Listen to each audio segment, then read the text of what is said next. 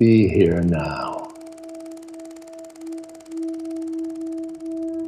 Just be here now.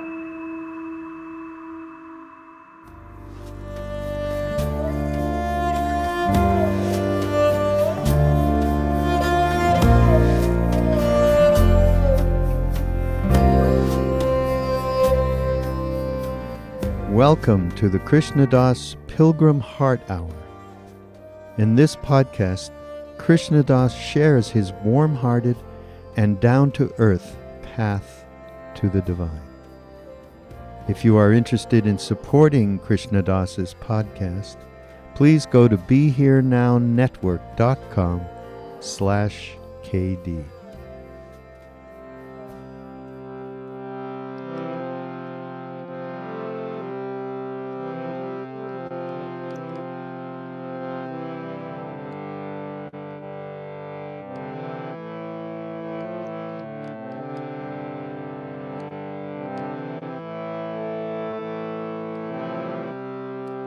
He Ma Durga, He Ma Durga, He Ma Durga, He Ma Durga, He Ma Durga, He Ma Durga, He Ma Durga, He Ma Durga. Om Namah Chandikaya, Om Namah Chandikaya, Om Namah Chandikaya,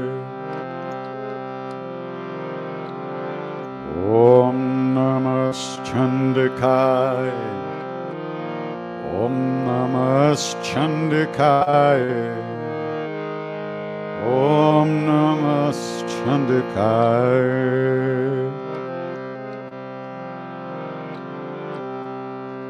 Jayanti Mangala Kali Bhadrakali Kapalini Durga Kshama Shiva Dhatri Swaha Svadha Namostute Narayani Namostute Narayani Namostute Narayani Namostute Narayani Namostute Siddhi Buddhi Pradedede Bhukti Mukti Pradayani Mantra Murti Mahadevi Mahalakshmi Namostute Narayani Namostute Narayani Namostute Narayani Namostute Narayani Namostute Srishti Sthiti Vinashana Shakti Bhute Sanatani Gunashrai Gunamai Narayani Mostute Narayani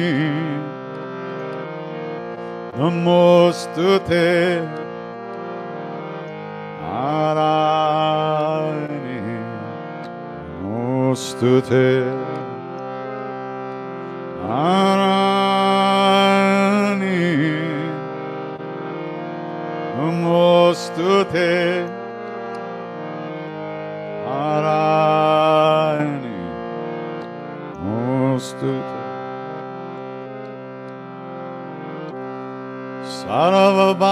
Sarvabadha Bhinirmukto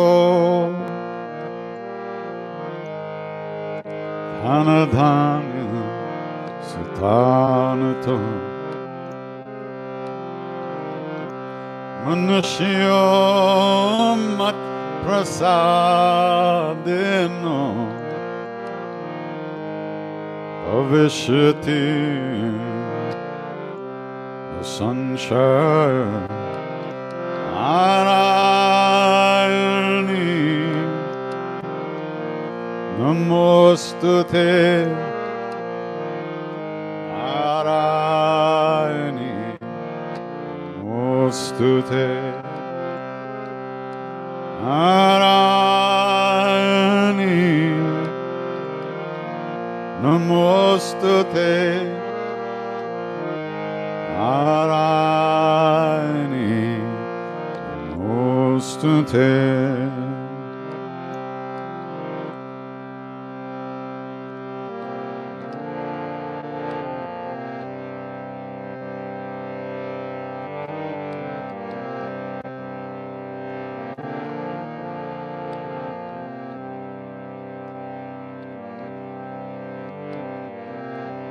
Om Shri Matre Namah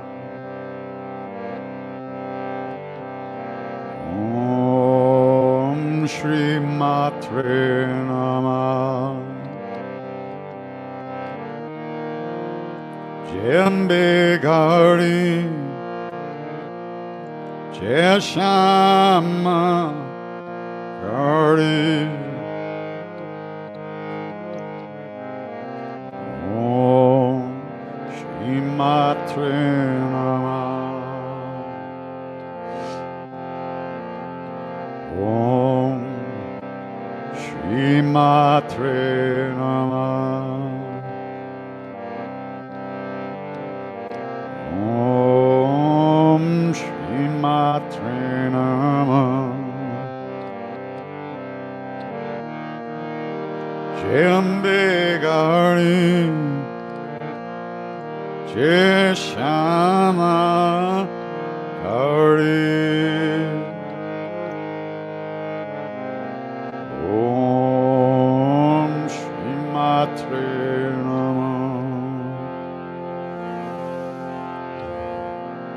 Om Shri Matre Namah Om Shri Matre Namah Jembe Gari Jai Shama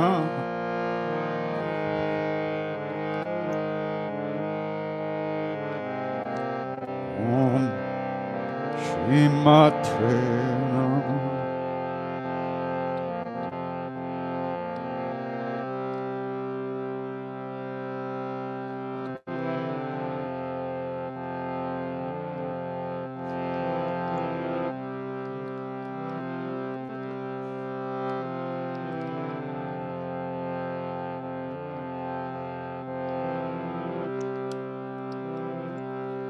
Jai Jagadambe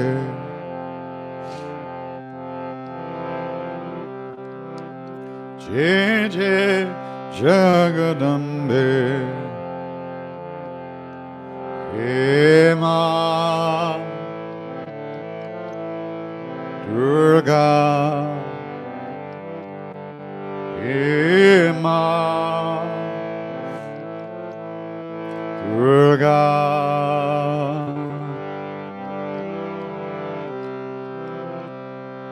Jai Jagadambe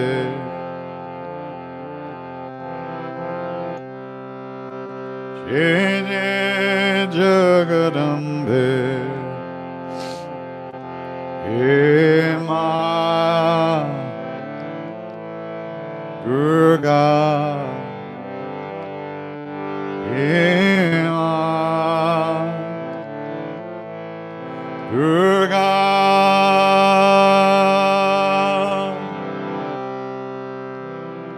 Jai Jagadambe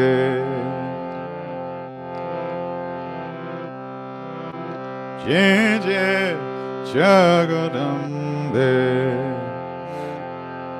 He Ma Durga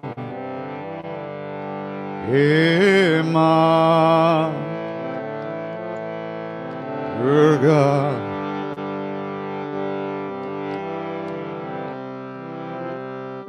Jai Jagadambe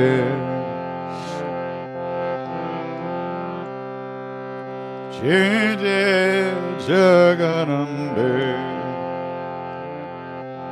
He Ma Durga He Ma Durga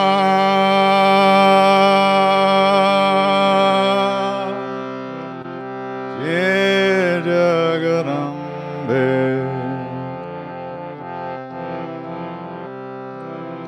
Jai Jai Jagadambe He Ma Durga He Ma Durga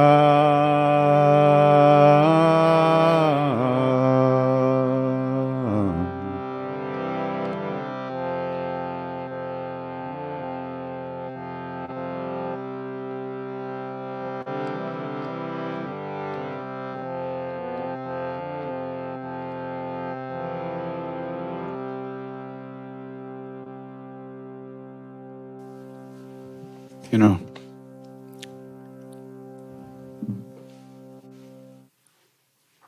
whenever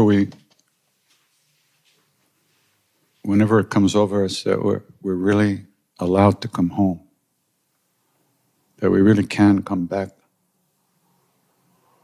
to that place inside of us that is love, that is home. It's just so powerful because we're gone so much of the time. We're lost in our stuff. And adding a practice to our life is what allows us, what creates the openness to return home. The sound of the name is the name of our own true nature. The love that lives within us is who we truly are.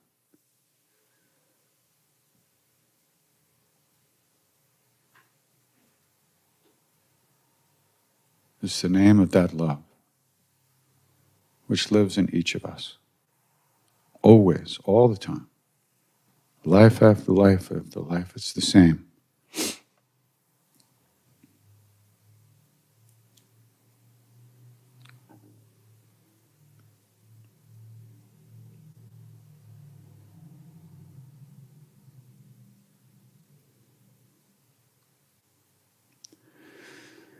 Okay, so let's see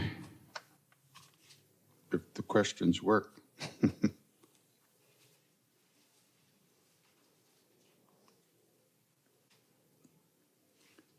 Yes. Unbelievable. I want to thank my Nina, Serena, Anna, and week after week, day after day, putting up with me, first of all, and second of all, making it possible for us to get together like this. And of course, today here at IYI. There you see Swami Shivananda, the guru of this lineage, and behind me, unfortunately. Oh. He doesn't want to be seen right now. Swami Chidananda. And Maharaj-ji loved Swami Shivananda very, very much. They were very close. They visited often. They knew each other very well. Maharaj-ji showed up at Shivananda ashram in Rishikesh quite often, apparently. And it was Maharaj-ji who, you can't really say forced, but encouraged very strongly Swami Chidananda to accept the leadership of the Divine Life Society after Swami Shivananda left. Maharaj-ji loved Swami Chidananda very much. And in fact, a funny story is that one time, maybe in 68, could have been 69, I'm not sure, Swami Chidananda was giving a retreat at Ananda Ashram in Monroe, New York.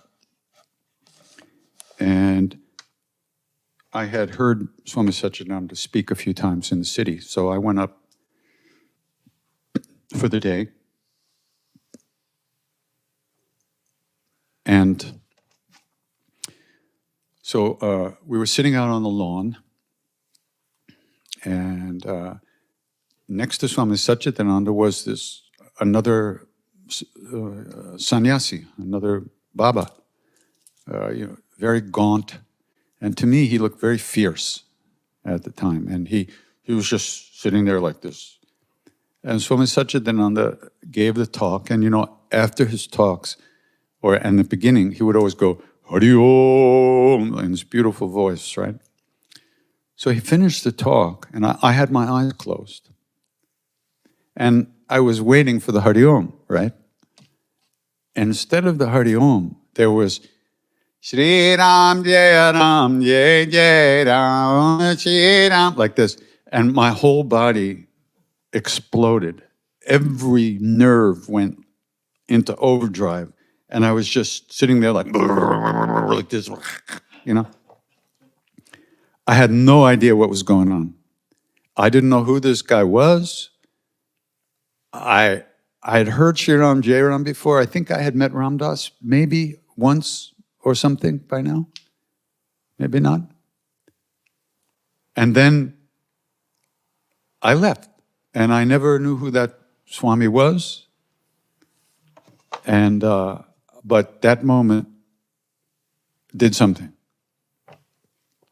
Okay, so 1, 2, 3, maybe 4 years later, 3 years later, not sure. I am living at the temple in Kenchi with Maharaj-ji in India. And one day, a car pulls up, and a group of swamis came out of the car like bowling balls into the temple, over the bridge, right into Maharaj-ji's room. And I was standing outside. I noticed this, and then all of a sudden, what did I hear? Shri Ram Jai Ram Jai Jai. The same Shri Ram. I went, what is that? It was Swami Chidananda, who came with some swamis from Rishikesh. They were on tour, and apparently he knew Maharaj-ji very well. He used to come quite often to see him, and Maharaj-ji would always ask him to sing. And actually, Swami Chidananda has written about this particular day. There was some miracle about the number of oranges there that day. And the swamis brought like 5 oranges or something like that and put them on the table in a little bowl for Maharaj-ji on his tucket. And there were like 20 people in the room, and Maharaj-ji started throwing the oranges to people, and everybody got an orange. And Swami Chidananda wrote about that. But the thing that got me, what I realized later, okay, Swami Chidananda had sung that Sri Ram Jai Ram to Maharaj-ji before I met Swami Chidananda that first time at Monroe. So Sri Ram Jai Ram, Jai Jai Ram was Maharaj-ji's joy. The name of Ram is what he always repeated. Sri Ram Jai Ram was very dear to his heart. So that connection, it was a transmission almost of also Maharaj-ji at the time. And here's another little story about how much also Maharaj-ji loved Swami Shivananda. At one point, one of the very, very original old Swamis with Swami Shivananda, one of his original disciples. I don't remember, could have been Swami Krishnananda, it might have been Swami Nirmalananda. I can't remember which one. He was off, he left Rishikesh to do pilgrimage in the Himalayas. And on his way up to the deeper Himalayas, he stopped at Kenchi. And he went to see Maharaj-ji. He had met him before. And Maharaj-ji looked at him and he said, "Your guru is sporting like Krishna. But how long can this last? Go right back to Rishikesh now." He told him to go back to the ashram. And that Swami Nirmalananda or Swami Krishna, I'm not sure, he kind of didn't really take it to heart. Oh yeah, okay, maybe I have to. But he went back down to get his supplies to go up to the high Himalayas. And when he was at that house where he left them in Haldwani, that's when he heard that Swami Shivananda had fallen ill. So he finally rushed back to the ashram, and as a result, he was able to see his guru before he left the body. But the way Maharaj-ji said it, your guru is sporting like Krishna, playing like Krishna now. But how long can this last? Because they say there's a state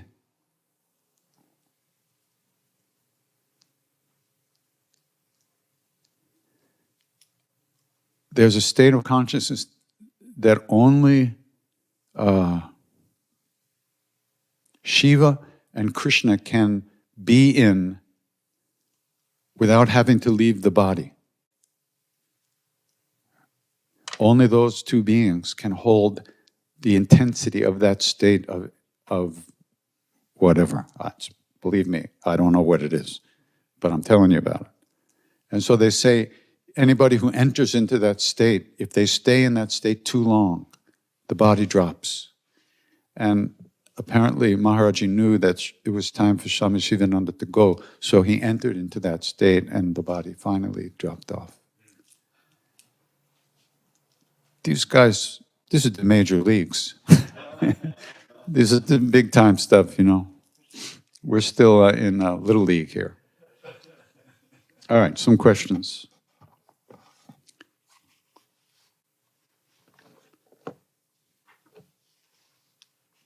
Can you speak about surrender? I'm a first responder and I see all that stuff. I want to stay steady, so surrender.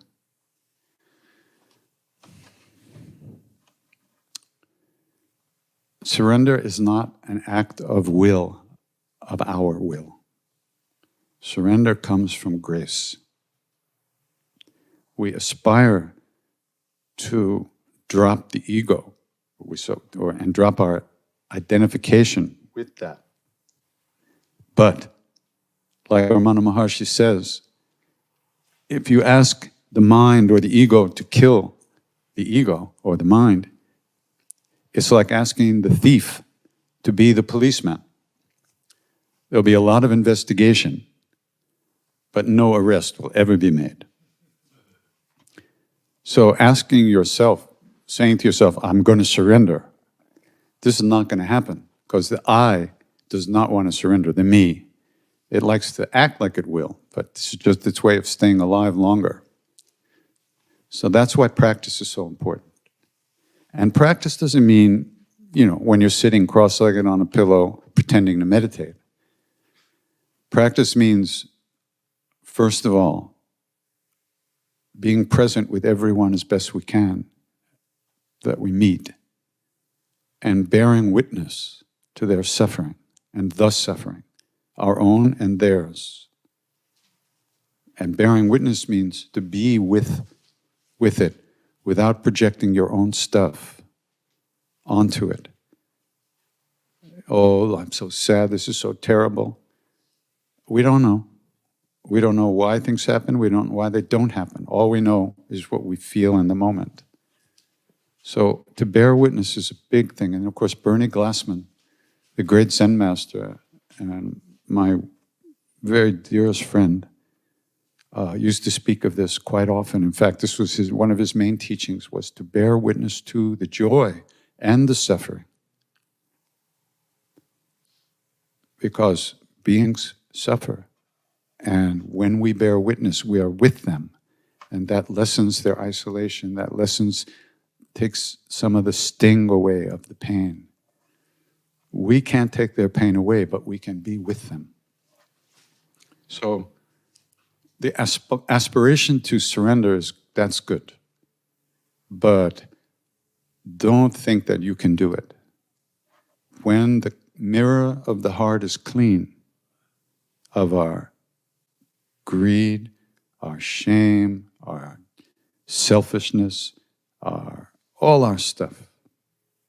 When the mirror of the heart is clean of that dust, then the reflection is true and accurate.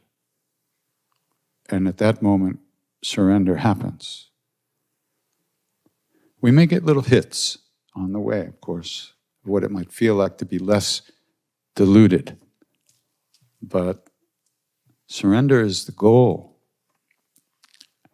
And the path of devotion is the path of remembering over and over again to remembering thy will, not my will. And that's hard, because when we see people suffer, especially for us, the people who are closer to us, it hurts. And we want that suffering to be taken away. But if we look at that, we want them not to hurt, so in a way, so we won't hurt so much by seeing it. So there's a selfishness involved in that. We can't accept things the way they are. We want to change them so we don't hurt.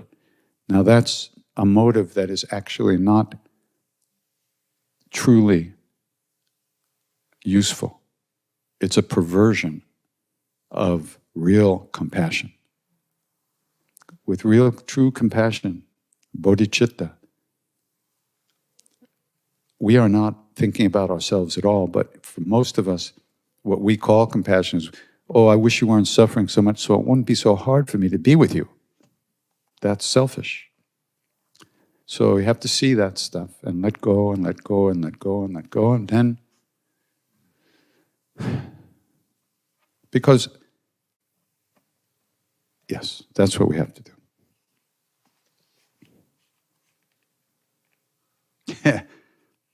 How long does one need to chant before he can see God? How the hell do I know? I'll let you know, it's what time is it, Come on, give me a break here. Maharaj used to say, go on, sing your fake lying Ram Ram. Go on, keep doing. One of these days, the real Ram will show up and boom, that's it. But until that time, keep faking it, because you have to. You have to. If we truly said the name, repeated the name fully, with full devotion, 100% awareness and concentration and paying attention, boom, we'd experience what and who Ram is. But we're lying. We're faking it because we can't do that. But through practice and training the mind, training ourselves to keep coming back to the sound of the name and letting go of whatever we're lost in, again and again and again and again. Should I go on? There's not enough time to go on in the universe, again and again and again. little by little, we stay home for longer and we don't go so far away. And sooner or later, the real Ram comes. And Maharaj-ji said, go on doing this, practice. Even when you don't feel spiritual, even when you're tired, even when you're angry, even when you're sad, even when you're grieving, everything, go on. Because if you don't, then what?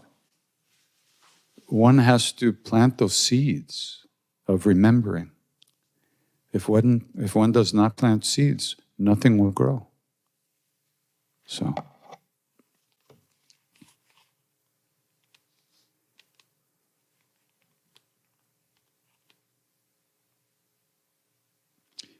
Do you have any advice for overcoming shame for past negative actions towards ourselves/others from many years ago?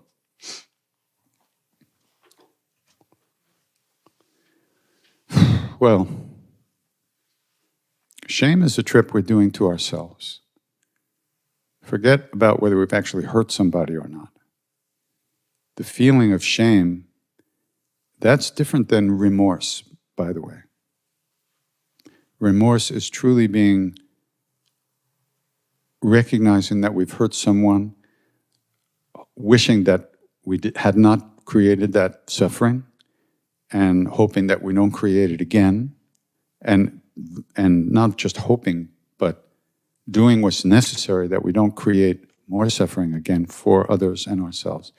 But shame that's a different thing. Remorse is useful, remorse of spirit. That leads to, in Christianity they talk about confession. That's ultimately what confession is supposed to be. Giving up the feelings of shame and stuff like that, and starting again. You can't forget what you've done, but what you have done in the past can stop bullying you in this moment, if we truly have remorse. I was at a teaching once with His Holiness the Dalai Lama. It was a 3-day teaching about bodhicitta, which is compassion and kindness, caring for others, and oneself, of course. Day after day, he talked about this. And the last session, he took questions from the audience. And questions were written on a paper and sent in, and the translator picked a question and read it. So one question said, Your Holiness, I hurt somebody once, and I apologized, and they would not accept the apology. Year after year, I've apologized for 3 years, but they won't accept the apology. What should I do? So His Holiness said, you keep apologizing 1 year, 2 years, 3 years, 4 years, they don't accept the apology, tell them to go to hell.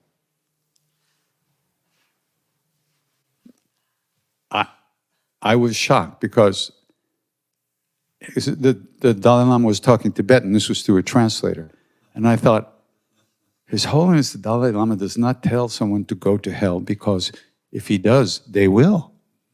And that's not what he usually does. So Bob Thurman was there, my friend Bob, who speaks perfect Tibetan and also very close to His Holiness. I called him over, I said, Bob, what did he really say? The Dalai Lama said, 1 year, 2 years, 3 years, you keep apologizing. 4 years come, they don't accept, tell them to eat shit. That's what he said. Because in Tibet, they're a very spiritual country. They would not say go to hell, but the way they say what we say go to hell is eat shit. But the translator, knowing what Americans think, didn't say eat shit, he said go to hell. Anyway, that's the idea. You do what you can. If someone doesn't want to accept the apology, what can you do? As long as you're sincere and you understand what you've done and you wish you hadn't done it and you're sorry you did it, it isn't about whether somebody accepts that apology or not. That's up to them. That's their trip. They can choose to hang on to the anger or not. There's nothing you can do about that. So one has to honor one's own heart and work with one's own stuff. One can't do anything for somebody else that way. How do I deal with aging? Is it a challenge? No, I lost. Even when you're on the path, seeing your youth and beauty fading away slowly. We are not this body, I know, but we deal with it. Yeah, I'm this body. I don't know about you. And this body's, I'm in an ashram here. I won't use my usual words. Screwed up. Shit just stops working. You wake up morning and something that's worked your whole life, and all of a sudden don't work. And it didn't ask you if it was okay to take the rest of your life off. It just stops working. You don't get a vote. That's aging. And, however, this body is what we have right now. This body is what we're living in. In this body, we are doing practice. In this body, we are trying to find truth and love and God and whatever. So we have to take care of this body as best we can. There's no guarantees on how long this body's going to last. But while we're here, this is the car we're driving in. You don't drive a car with flat tires. You put on new tires if possible. Yeah, you pull out your gallbladder if it's screwing you up, and you put on the best gas in that you can, and you try to get where you're going. All we can do is the best we can do. So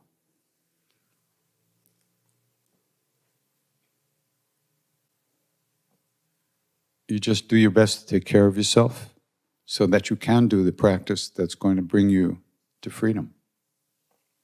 And it just happens, Ramdas, being with Ramdas the last, Ramdas and I were together for 50 years, but the last 19, 20 years after the stroke were very, very powerful. He had a catastrophic stroke and he was in a wheelchair. His right side was paralyzed. He was a lefty. And he had diabetes problems, neuropathy. He had so much going on. I'm not even going to go into it.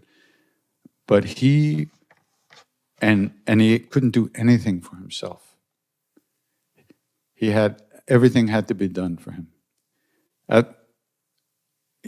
By the last few years, he couldn't even turn himself in bed because he had torn rotator cuffs from falling, and he couldn't turn himself, so someone had to turn him. But he overcame pride.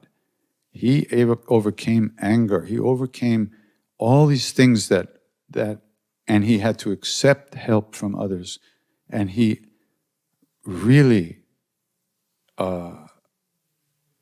conquered pride. This is a huge thing. A huge thing.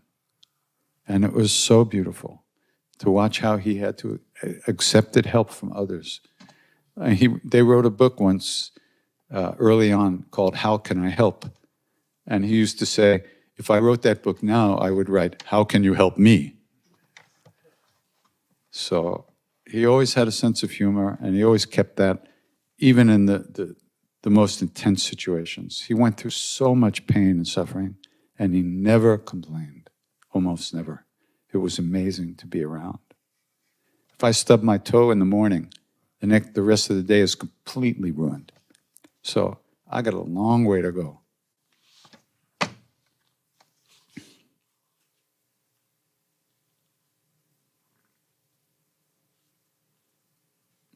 How to let the chant enter the heart. Well, first of all, let's not pretend that we really know what the heart is, okay? We might have some concept in our minds about what that heart is, but we don't really know.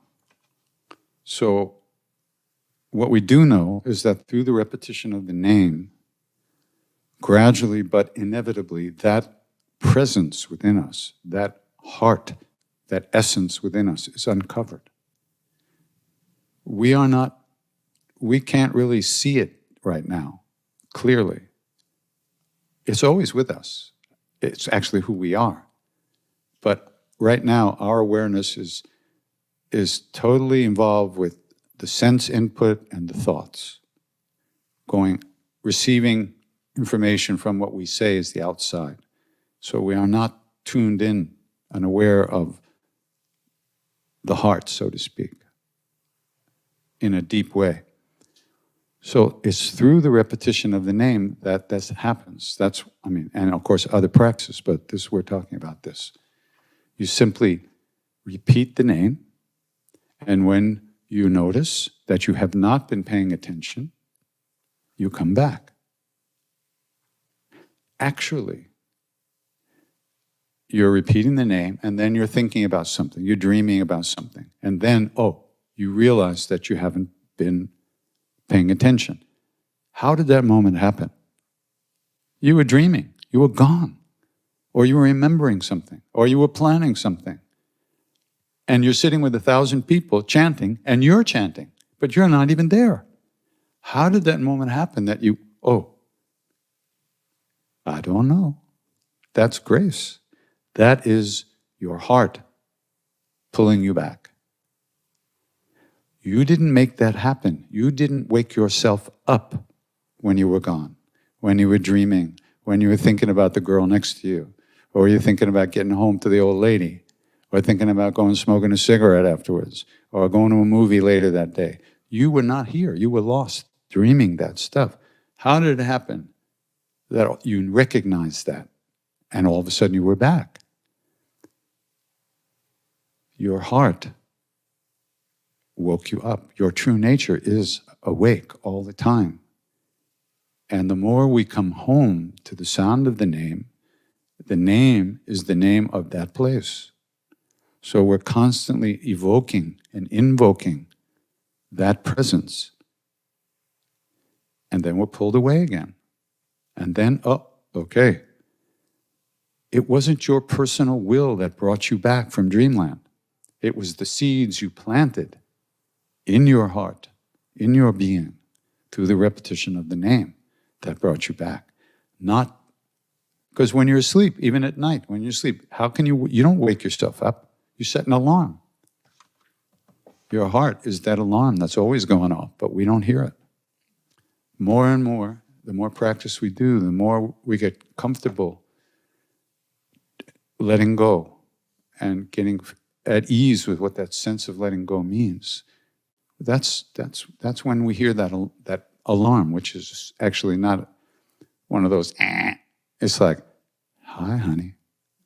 Hi, sweetie pie. Welcome back. Good. Love ya. Okay, here. Have a banana. Okay. Is this my first time out of New York? You betcha. 53 weeks at home, except 1 week doing the audio book. It's a trip, I'll tell you. I can't wait to get back home to close the door.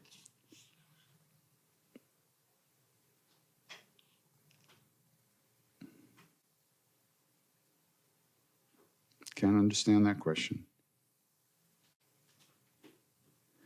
Hello. If faced with a significant decision or choice, but it does not seem clear which way to go, do you, me, have a foolproof discernment process? Yeah, I do. I do what I want. I do what I want to do. Sometimes it's hard to know what you want to do because you want to do 40 different things. But Maharaj-ji's last instruction to me, when he was sending me back to America after 2.5 years in India with him, I said, Baba, what should I do in America? I mean, I've been wandering around India in a red dress and barefoot, stepping in cow poop, very happy. And now I was going back to New York. I didn't think that was going to fly in the city. I said, how can I, what am I going to do there? What am I going to do? He said, do what you want.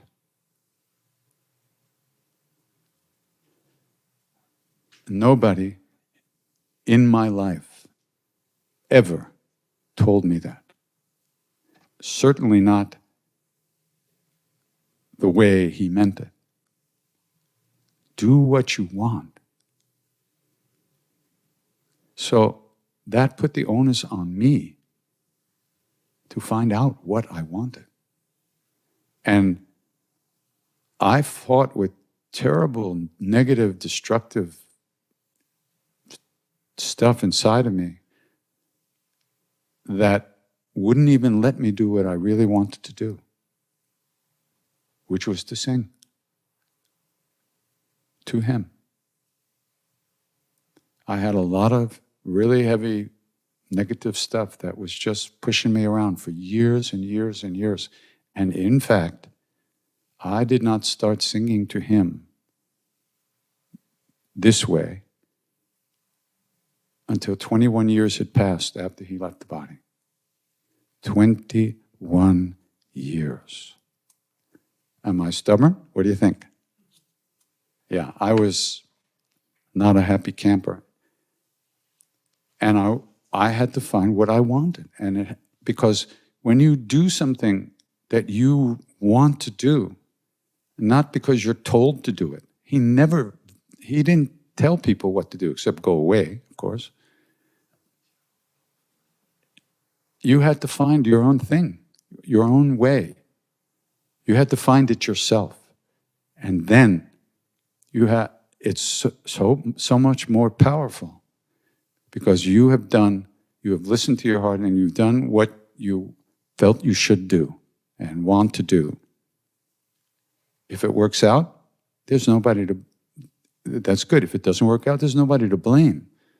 You can't be a victim. It's your own stuff. So for me to get to the point where I could actually sit down and sing with people, it took me 21 years.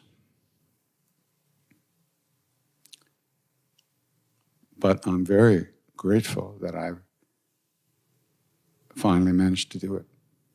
And every day, every time I sing, it brings me home, brings me back. It puts things into perspective.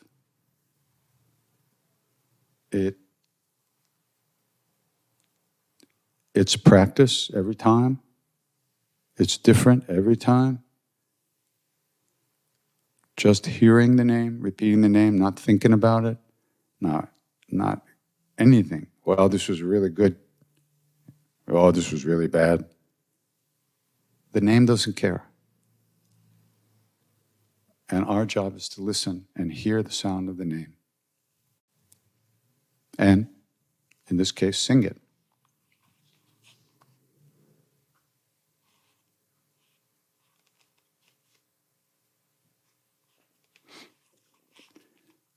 Okay, just one more maybe.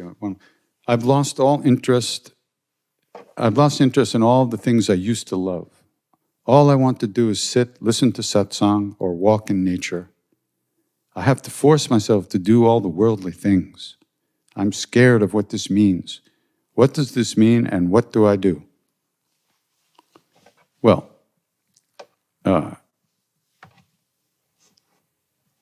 why do you think I know? However, since you asked,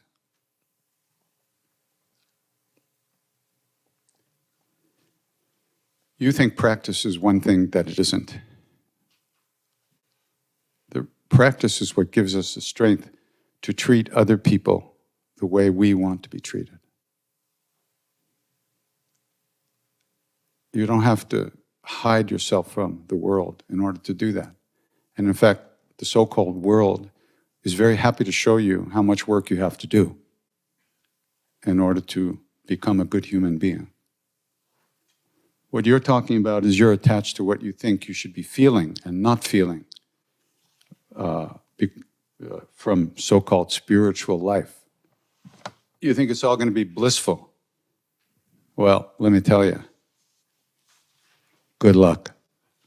It isn't. Everything in your life is your karma. There's nowhere you're going to go where the stuff is not going to be. So you're making a dichotomy between what's holy and what's not holy. And it's your evaluative mind that's screwing everything up for you. So,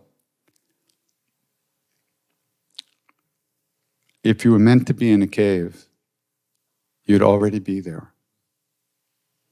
So, calm yourself down. Stop judging other people. Stop judging the so-called world. There is no world out there. There's only what you see. And your subjectivity is creating this problem for you, nothing else. So you want to go away, run away. It won't work. Maybe it will. Maybe I don't know.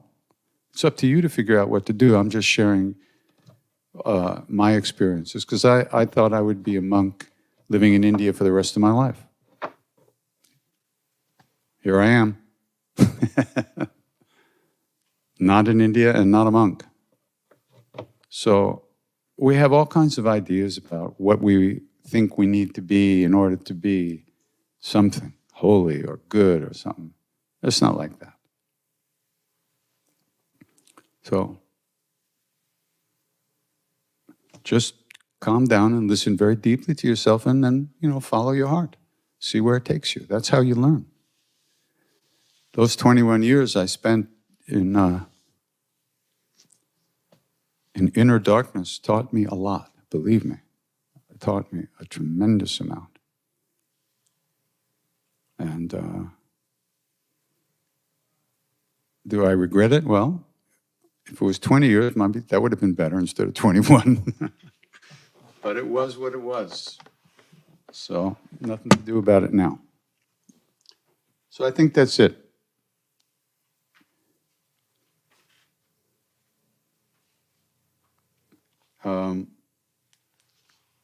We'll end with the Hanuman Chalisa. And so since we're talking about this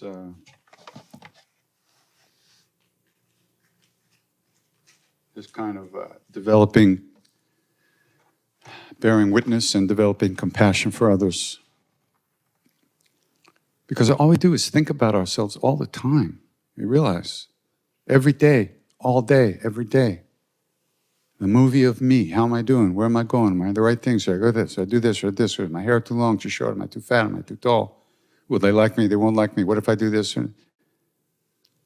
All we do is think about ourselves. So, thinking about others once in a while would be like a vacation. And in fact, when we asked Maharaj-ji, how do we find God? He said, serve others. Serve others. It was too deep a teaching for us to appreciate at the time. It was too subtle. We wanted to be told, okay, just sit like this, look at your forehead, hold your breath, sit straight, all that. That's what we want. We want to be done. Okay, what do I do? What do I do? But he told us. But we didn't get it. Most of us. Interesting, huh? So,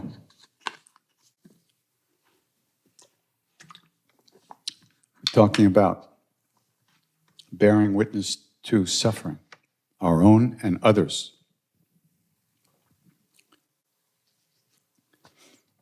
And this was one of Bernie Glassman's huge experiences and teaching and major in his life. He always talked about bearing witness.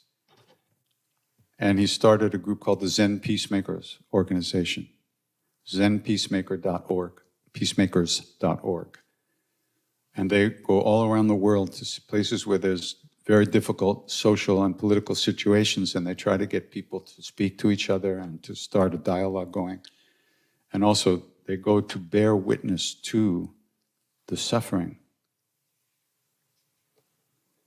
Anyway, it's late, so I can't talk too much about it. But Bernie sent me 8 lines to a prayer that was a part of his lineage, his Zen lineage.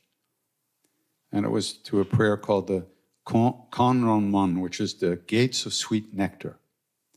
And the idea is one enters into and through the gates of sweet nectar by offering one's heart and mind as a meal, so to speak, for people who are lost and afraid and hungry for something good, some connection. So the idea was that through this offering of our hearts, we create more interconnectedness with other beings. And we invite them for this meal. So he sent me 8 lines and he said, could you do something with this? And I wrote him back and I said, like what? And he said, well, you know, we Buddhists aren't that good with melody. Maybe you could find a nice melody for this prayer and then the Zen peacemakers could sing it at their gatherings. So I carried the 8 lines around the world with me. And I said, well, when do you want it? He said, well, the next meeting of the Zen peacemakers is in 11 months. So I thought, 11 months, I ought to be able to come up with something. But 10.5 months had gone by and there was nothing. So I wrote to Bernie and I said, you know, Bernie, could I mess with the words a little? Oh, I got a very Zen email back. Yes, mess. Actually, no yes, just mess. So I rearranged the words a little bit and actually a melody did show up. So I wrote to Bernie, I said, I got this melody now. He said, great, now you can start working on the rest of the prayer. And I said, how long is that? He said, like 40 pages. I wrote to him, I said, Bertie, that's going to take 3 lifetimes. I got a 1-word email back. 2. It was great. So here's that prayer that is called the Gates of Sweet Nectar. And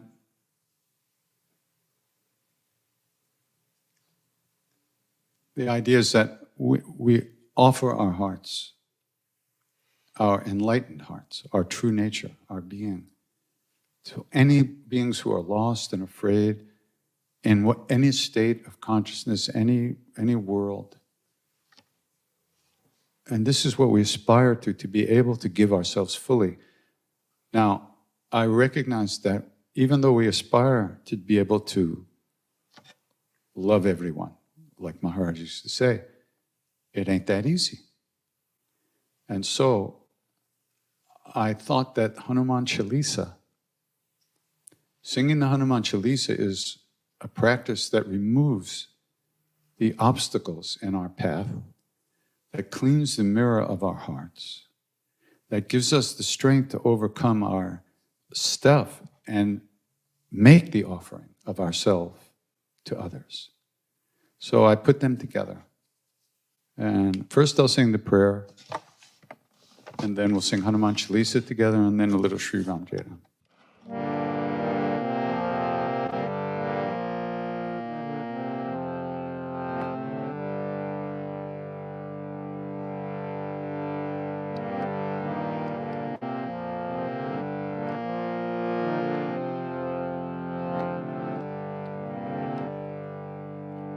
Calling out to hungry hearts everywhere through endless time.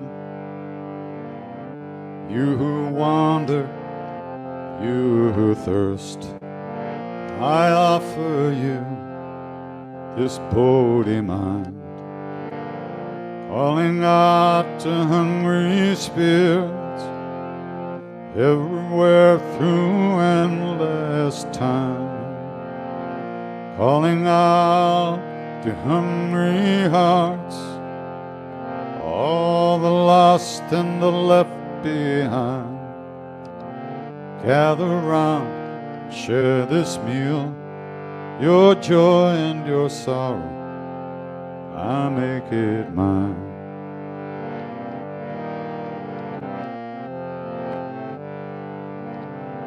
Shri Guru Charana Sarodharaja Jamanam Kursudhari Parano Raghubara Bimala Jasu Jodayaku Palachari Buddhihin Tanujanke Sumiram Pavan Kumasiyaram Alla Buddhi Vidya Dehu mohin, Hardahu Kalesa, Vikar, Avara Ramachandra Padaje Sharana, Jaya Hanuman Gyana Gunasa, Jaya Kapisati Loka Ujad, Ramaduta Atulta Baladhama, Anjani Put Pavana Sutanam, Avir Vikram Bhajarangi, Umatinuvar Sumati Kesang, Kanchana Varana Viraj Subesa, Kanana Kundala Kunchita Kesa, Atta Bhajara Dvaja Viraja, Gandhi Munja Jane Usaja, Shankara Suvana Kesa Inandanteja Pratap Mahajagabanda, Vidyavan Guni Atichaturama Kaja Karibe Koatu, Prabhu Charitra Sunibe Korasiya, Rama Lakana Sita Manabasi, Sukshmarupa Darisiya Hindakava, Vikatarupa Daralanka Jarava, Himarupa Dari Asura Sanghari, Ramachandra Ke Kaja Samvari, Ayasa Jivan Lakananyaya, Shri Raghubira Harshiralai, Raghupati Kinhi Bahut Barai, Tumma Mama Priya Bharatai Samabhai, Sahasabadan Tumaro Jasagao, Asakahi Shri Pati Kankalagao, Sanakadika Brahmadi Munisa, Narada Sharada Sahita Ahisa, Yamakuber Yagapal Jahante, Biko Bidakai Sake Kahante, Maupakar Suri Vainginha, Rama Melaya Raja Padadin,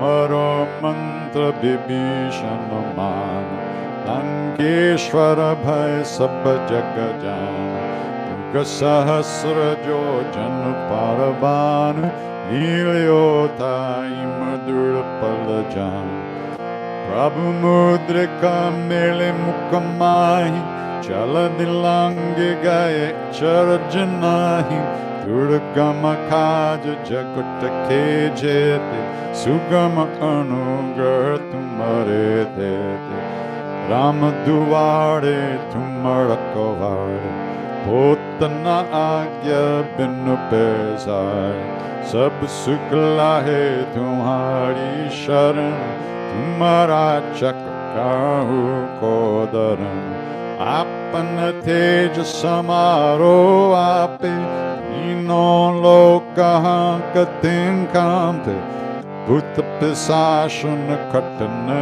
Ave, Mahavira Jabanama Sunave, Nasero Gahare Sabapir, Japata Nirantara Hanumatavir, Sankatate Hanuman Churave, Manakrama Bachana Dhyana Jolave, Sabapara Ramata Pasaviraja, Inke Kaj Sakal Tumasaja, Oramanorata Choko Elave, Sove Amita Jirvana Palapa, Charo Yuga Paratapa He Pardasid Jagata Ujayar, Sadhu Santa Ke Tumarakovari, Asura Nikandana Ramadulai, Ashta Siddhino Nidike Data,